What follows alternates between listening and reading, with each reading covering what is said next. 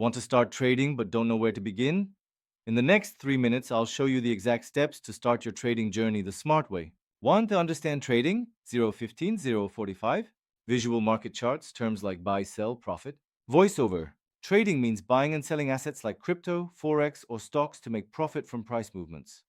But before jumping in, learn the basics, like what a candlestick is, what moving averages show, and how trends work. 2. Choose your market and broker. 045 115.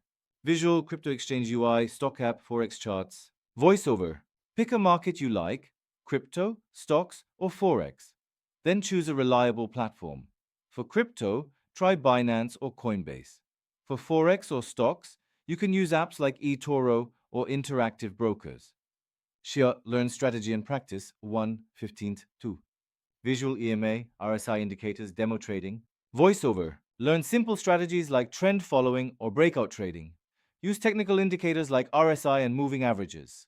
Practice with a demo account. No real money needed. It's the best way to learn without losing. 4. Start small and manage risk. 2 basic 230. Visual risk management plan, setting stop loss. Voiceover. Start small. Never risk more than 1-2% of your capital per trade. Always set a stop loss to protect yourself. Trading is not gambling.